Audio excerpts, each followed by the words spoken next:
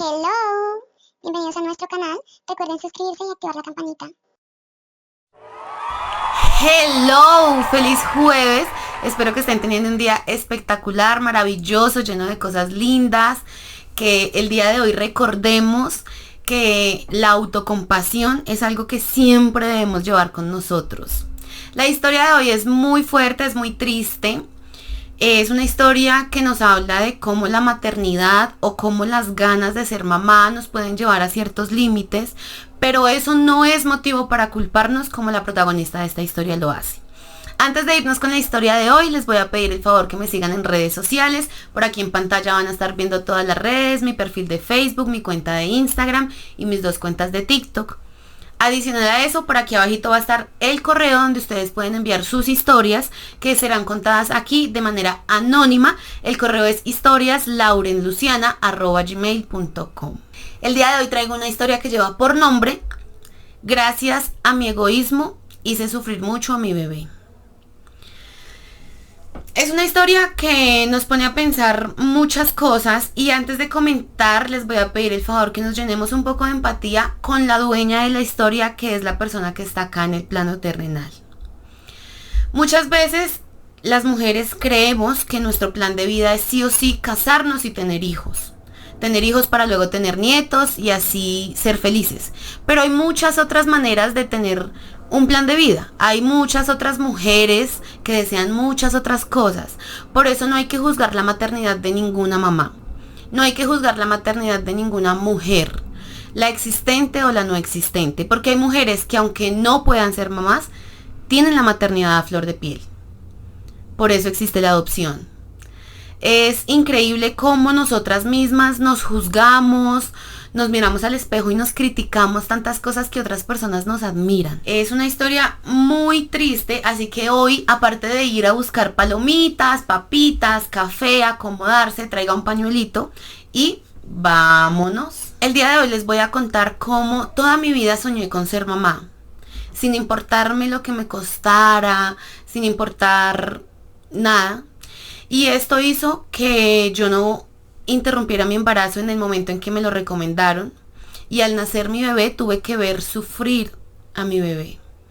Lo vi sufrir por varios días y con la pérdida de él entendí muchas cosas. Para que ustedes entiendan, yo vengo de una familia muy tradicional donde a las niñas nos inculcaban y nos enseñaban desde pequeñas que ser mamá era algo maravilloso. Mi mamá y mi papá se casaron teniendo ellos más o menos 20 años, 22 años y tuvieron 4 hijos, 2 mujeres, 2 hombres. Yo soy la tercera de estos 4 hijos y siempre fui una mujer como muy tradicional, ¿saben? Desde que era niña me gustaban los vestiditos, quería ser mamá cuando grande, entonces me preguntaban, ¿y qué quieres ser cuando grande? Yo quiero ser mamá. Sí, pero ¿qué profesión? No, yo quiero ser mamá, yo quiero ser ama de casa. Porque era lo que yo veía en mi casa. Por todo lo que yo había vivido, yo veía que mi mamá era una mujer feliz. Evidentemente mis papás tuvieron una familia muy feliz. Mi mamá disfrutaba su maternidad. Era una mujer muy femenina. Le encantaba los vestidos, el maquillaje, tener a su esposo muy bien atendido, sus hijos muy bien arreglados. Y yo me veía reflejada en ella. Es decir, yo quería ser ella. Yo veía un espejo y yo decía, yo quiero ser esa mujer. Todo lo contrario que mi hermana. Mi hermana es la mayor y ella siempre, no quiero tener hijos, quiero ser mochilera, quiero viajar. Entonces yo fui como esa hija que llegó a la vida de mis papás para recordarles que aún en esta generación existimos las mujeres que queríamos algo distinto. Entonces mis papás siempre me alentaban mucho a que, hija, si tú quieres ser mamá, pues cuando crezcas te vas a casar, no sé qué. Así avanzó toda mi adolescencia. Por fortuna fui una niña que no tuvo muchos novios, contrario a mi hermana, que es una mujer que admiro un montón, súper valiente, resiliente, rebelde, es muy fuerte para la vida, cosa que yo no he podido ser. Ella y yo tuvimos una relación un poco complicada en nuestra adolescencia, por lo que les digo, porque yo no fui una niña ni noviera, en cambio ella sí, ella salía mucho a fiestas, yo no, ella me lleva 5 años. Y bueno, así avanzó como mi adolescencia. A mis 17 años conozco a mi primer novio, con el que tuve un noviazgo muy lindo. Era un noviazgo, como dice uno, de manito sudada. De los 17 a los 19 nunca le di más que un besito. Ni siquiera como para decirles que nos tocamos, que nos manoseamos, no, nada. Porque yo le decía a él que yo tenía que salir casada de mi casa. O sea, que yo iba a tener relaciones el día que me casara, que antes no. Que si a él le gustaba bien y si no también. Tal vez él se cansó de eso porque pues sí, tenía ya 19 años y yo todavía me rehusaba a tener relaciones y no era el hombre para mí, entonces él tomó otro camino. Pero fue un noviazgo muy bonito dentro de todo, me respetó hasta el último día. Fueron muy pocas veces que él me insinuó el tema de tener como intimidad. Y así avanzó. A mis 21 años entro a trabajar a una empresa donde estaba haciendo como las prácticas de mi técnico. Yo hice un técnico en contabilidad, entré, estaba haciendo las prácticas, todo muy bien. Y allí conozco a mi esposo. Mire, ustedes no se imaginan, yo lo vi, desde que lo vi, yo dije, este hombre va a ser el papá de mis hijos. Yo tenía 21 años cuando lo conocí, él tenía 24. Cuando lo conocí, él tenía novia, pero yo no sabía. Ojo, cuando yo lo vi y dije, él va a ser el papá de mis hijos, no sabía que tenía novia. Ahí nos hicimos amigos, pero pues yo jamás fui como para insinuarme, no nada. Llevando como 8 meses de amistad, me cuenta que termina con la novia, que las cosas estaban mal y seguimos siendo amigos un año más. Un año más siendo amigos y después de ese año y 8 meses de haberlo conocido, un día me dice, quiero invitarte a salir, pero invitarte a salir como en son de tener algo. Y yo, está bien, salimos, como a la quinta salida me propuso ser su novia. Yo ya pues lo conocía su familia, conocía su manera de ser, de vivir, de pensar. Y efectivamente nos hicimos novios. A los 7 meses me propuso matrimonio. Y aunque ustedes no lo crean, aunque mucha gente no lo crea, yo llegué a mi matrimonio completamente virginal, virgen. Fue difícil, no les voy a decir que no, porque ya con él sí me daban ganas de probar otras cosas. Con él yo sí quería algo más de manito sudada. Pero él fue muy respetuoso y respetó mi decisión y me acompañó en el proceso. Y el día del matrimonio, pues, ¿qué les cuento? Como para llegar antes a la parte triste, les voy a contar algo divertido. Esa noche fue maravillosa.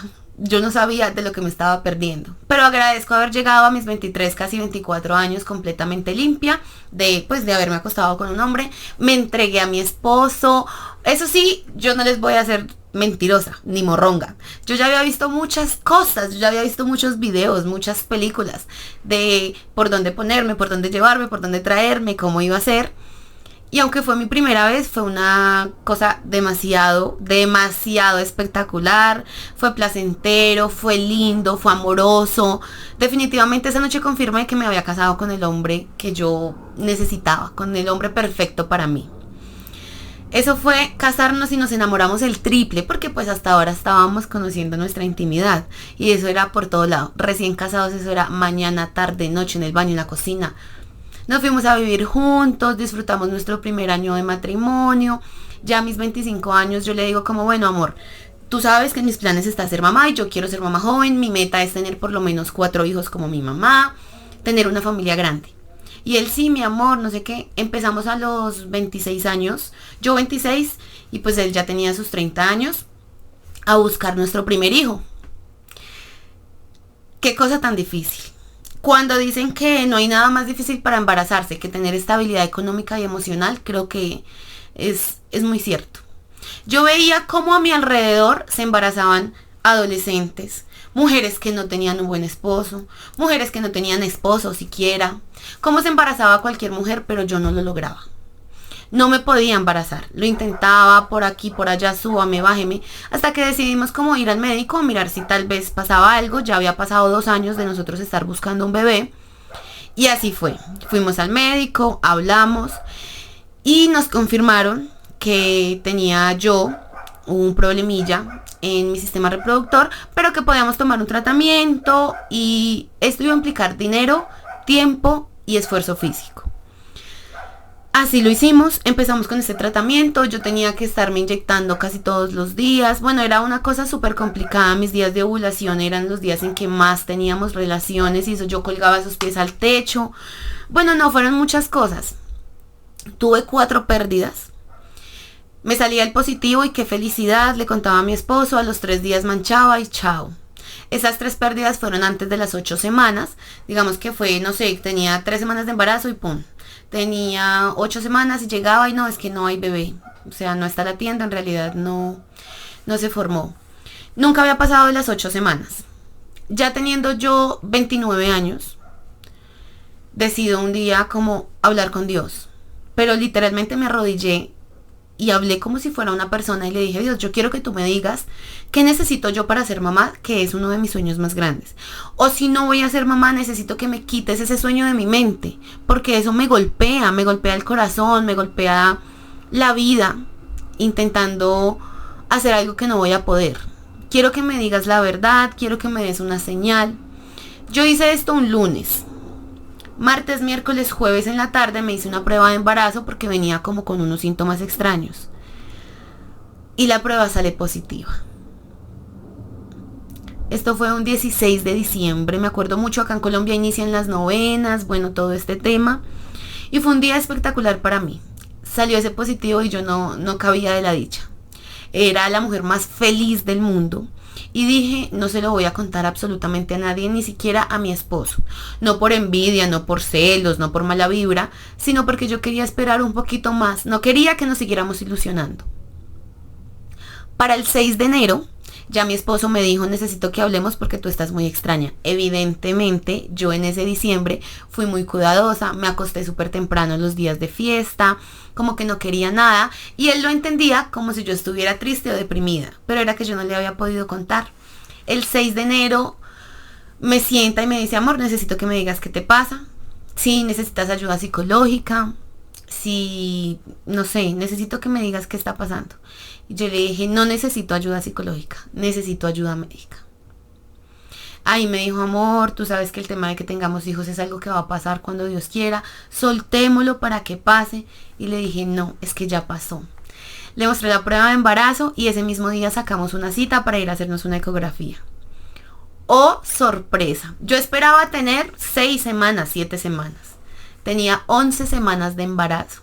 Ya estaba formado, ya latía, pues digamos que no formado el bebé, pero ya había un embrión ahí, ya había un feto, ya se escuchaba su corazón y yo no lo podía creer. Era lo que yo siempre había esperado. Mi esposo lloraba de la felicidad, le agradeció mucho a Dios y decidimos no contarle a nadie porque queríamos esperar por lo menos hasta la semana 16.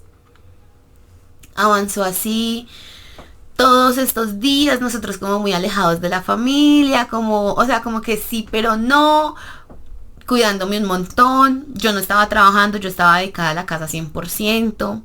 Mi esposo súper trabajador, un hombre proveedor, un excelente esposo. Llegamos a la semana 16 y en la semana 16 me hago una ecografía. Y el doctor me dice: bueno, vamos a hacer una ecografía, pues ya también para que ustedes puedan contar, pues yo sé que ustedes tienen muchas ganas de contarle a sus familias. Y me da un golpe de tristeza. Para la semana 16, el doctor me dice que evidencia que no todo está tan normal.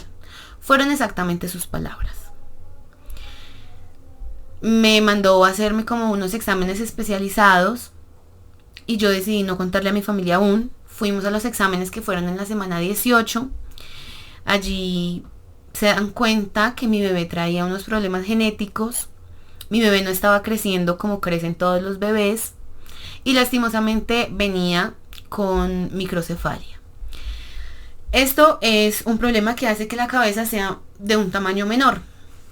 Ese fue el primer problema que evidenciaron. Hasta ahí se podía tratar de cierta manera. Podíamos esperar que avanzara el embarazo. A la semana 20 decido contarle a mis papás, a mis hermanos, mis suegros, todos muy contentos, todos muy felices, lo que siempre habíamos esperado.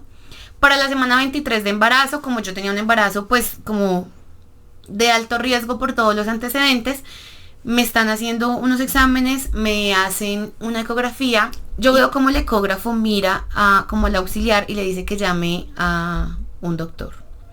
El doctor viene, revisa, habla conmigo, con mi esposo y nos dice que el bebé es un niño, Nosotros queríamos hacer que revelación de género, pero debido a toda como la situación médica que estábamos, no pudimos hacer nada de esto. Me dicen: mira, es un niño, aparte de la microcefalia, Vamos a tener que hacer un examen en la médula ósea del bebé porque también estamos evidenciando que hay órganos que no se están desarrollando completamente. Qué situación más compleja y más difícil. Yo continúo con el embarazo y para la semana 25 o 26 me hacen una junta médica a mí y a mi esposo y nos dicen que mi bebé no es viable para la vida. Venía con problemas en el corazón, no se le había desarrollado completamente una parte del cerebro, tenía microcefalia y evidentemente mi bebé podría nacer y ser un vegetal. Que tenía yo la decisión de interrumpirlo o continuar, pero me dieron muchos ejemplos de lo que podía pasar si yo continuaba con el embarazo. Ese día fue un día muy difícil. Es pasar de la alegría completa a la tristeza. Es que te den a probar el dulce que siempre lo habías querido probar, pero cuando estás a punto de comerlo te lo arranquen. Es tocar la felicidad pero no agarrarla. Es que tu sueño más grande se derrumbe y no hay manera de arreglarlo. No hay dinero que valga, no hay amor suficiente. Lo único suficiente era un milagro. Y después de lo que a mí me pasó, creo que los milagros no existen. O no como quisiera. Esa noche me fui a dormir con el corazón lleno de dolor, partido en mil, lleno de dudas, triste, aburrida, decepcionada, brava con Dios, pero con un hilo de fe y de esperanza, porque eso jamás se va. Cuando nosotras somos mamás, sabemos que la fe y la esperanza siempre están ahí. Entonces fue un momento muy difícil para mí. Llegué a mi casa, me acosté y no podía dormir. Mi esposo guardaba completo silencio. Mi esposo anhelaba ser papá, pero sobre todo yo. Era mi sueño. Mi esposo me decía que cuando Dios quisiera, que si nos tocaba adoptar, adoptábamos, pero yo quería tener hijos, yo, biológicamente dar vida. No lo estaba logrando, no podía ni siquiera dar vida. Una sola cosa quería hacer bien en mi vida, que era ser mamá y no podía. Tomé la decisión esa noche junto a mi esposo de continuar con el embarazo, aún sin importar los riesgos que se corrieran. Y todos los días hablaba con mi bebé y le decía, yo sé que tú puedes, yo sé que vamos a estar bien, yo sé que Dios va a hacer un milagro. Le conté a mi familia y todos oraban todo el tiempo por nosotros. Hicimos miles de oraciones. Le entregamos mi bebé a Dios, a la Virgen. Fueron muchos sacrificios en mi embarazo, fueron muchos exámenes, un embarazo de muy alto riesgo. Yo sufría, me dolía, pero yo en el fondo tenía la esperanza de que cuando mi bebé naciera, por lo menos quería verlo, alzarlo, conocerlo. Lastimosamente avanzó mi embarazo y cada vez que tenía una ecografía salía algo peor. Cada vez que iba me recordaban que lo más viable era interrumpir el embarazo. Cada vez que yo asistía al médico me decían que no era lo correcto continuar con ese embarazo. Que por mi salud, por la salud de mi bebé, por mi bienestar mental y emocional. Incluso llegó el día que un médico me dijo, es mejor que vaya pagando un seguro funerario si usted decide tener ese bebé. Hay doctores que son indolentes, que no sienten, que no les importa. Y yo di con varios. En la semana 38 ya estaba programada mi cesárea. Me la programaron para la semana 40. Y avanzaron esas 2 semanas en las que yo todo el tiempo le pedí a Dios que ojalá sucediera un milagro, que cambiara todo y que ese bebé que decían que no iba a vivir y que estaba dentro de mí, pero que no iba a estar bien, fuera un bebé completamente sano. Y escuché miles de testimonios de mujeres así y otros miles de mujeres que decidieron interrumpirlo. Pero yo decidí continuar. Llegó el día de mi cesárea con el miedo más grande del mundo. Tengo la cesárea y recuerdo que yo estaba con mi esposo. Me pasan el bebé no lloró. No. Nada en lo absoluto. Cuando vi su carita, para las mamás siempre nuestros bebés van a ser preciosos. pero yo fui consciente de que mi bebé evidentemente no era un niño normal, que si él continuaba con la vida iba a ser muy difícil. Cuando lo vi me di cuenta del error que había cometido con hacerlo llegar a este mundo a sufrir. Cuando yo tuve la oportunidad, desde los inicios de mi embarazo, desde que supe que había algo mal, de interrumpirlo. Desde ese momento yo supe y tuve que haberlo hecho. Pero mi egoísmo, mis ganas de ser mamá, las puse por encima del bienestar de mi propio hijo. Nació, lo llevaron a una incubadora, a mí pues bueno, terminó como la cesárea, me dejaron ir a conocerlo, pero no lo podía tocar. Era un bebé que estaba conectado por muchas partes de su cuerpo. Aparte, tenía problemas intestinales, tenía uno de sus intestinos así pegado, tenía que pasar alrededor de unas 15, 20 cirugías si yo quería que mi bebé viviera. Y ahí entendí que Dios me había dado muchas señales de interrumpir mi embarazo, que la vida me había dicho de 1000 maneras, con 1000 personas, de maneras amorosas, de maneras bravas, que tenía que interrumpirlo. Pero mi egoísmo de parir un niño no me dejó ver más allá, no me dejó ver con claridad lo que estaba pasando. Fue muy triste para mí darme cuenta que mi egoísmo me llevó a traer a mi hijo a sufrir a este mundo. No había manera en que yo dijera, no, es que ya no, desconéctenlo. Porque aunque no era viable para la vida, teníamos que esperar cómo reaccionaba él. Entonces, de cierta manera, ese pequeño bebé se estaba aferrando a la vida.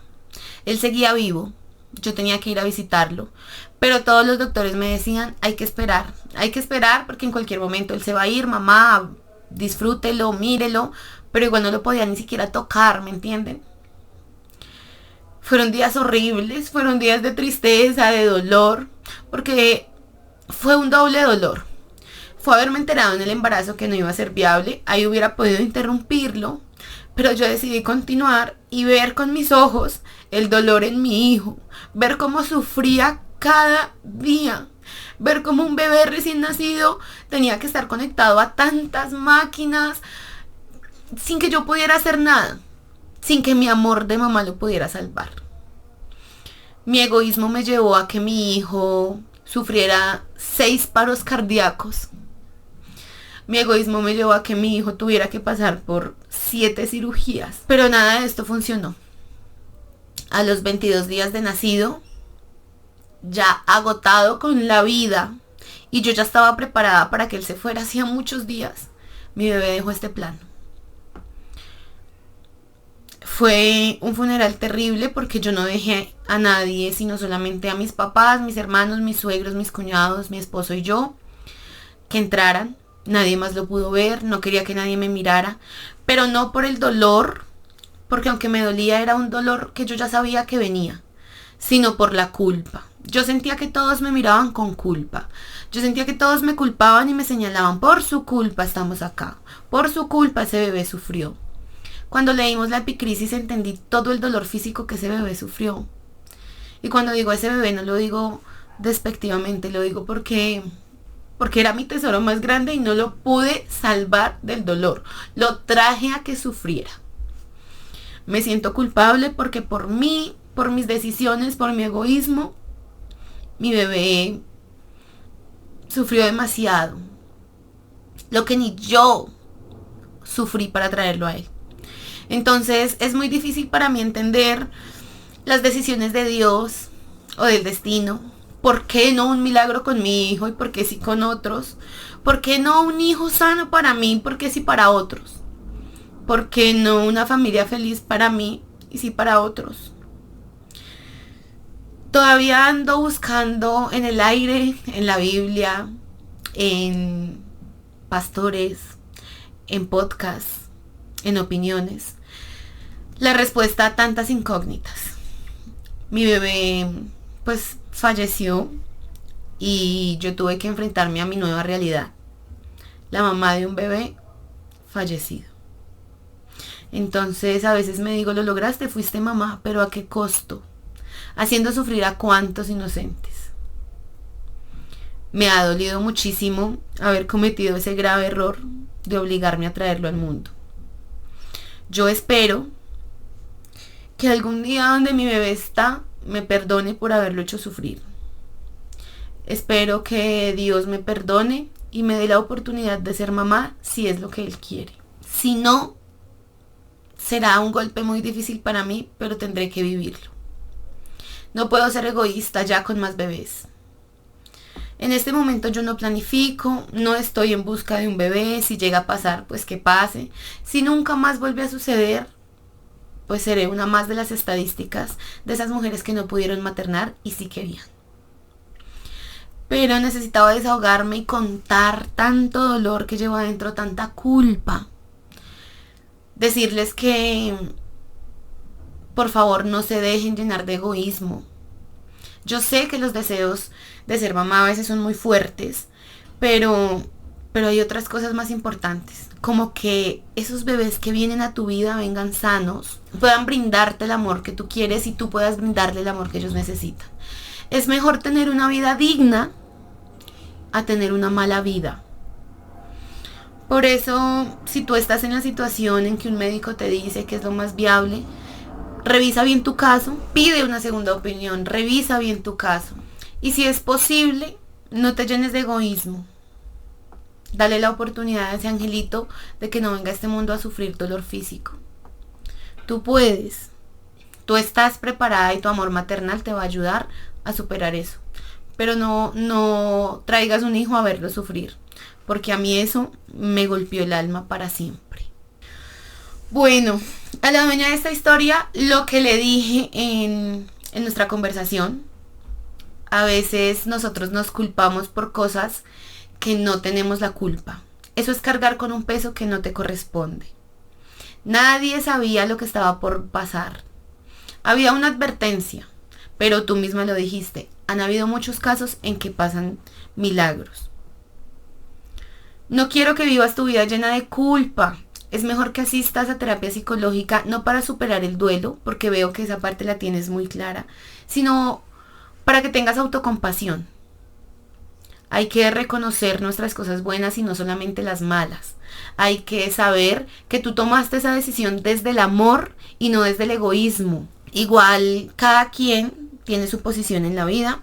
Igual cada quien tiene su opinión, pero lo más importante es que tú sanes tu corazón y sepas que las decisiones que tomaste como mamá las tomaste por amor y no por otra cosa. Ninguna mamá en el mundo va a tomar una decisión para hacer sufrir a su hijo, eso es mentira. Así que no te preocupes, no te culpes y suelta el tema de la maternidad para que asimismo la vida te dé la oportunidad de disfrutar muchas otras cosas que hay. Si es para que seas mamá, lo vas a hacer en el momento que tú menos te imagines. Entre más lo sueltes, más fácil va a pasar. Yo sé que no es fácil para ustedes escucharme decir esto, pero créanme. A veces uno se enfrasca muchísimo en una cosa cuando tiene muchas otras que disfrutar. Hay que agradecer. La gratitud es una de las cosas más lindas que tenemos. En lugar de vivir en dolor, en lugar de vivir en la culpa, es mejor pensar que tú lo hiciste con todo el amor del mundo.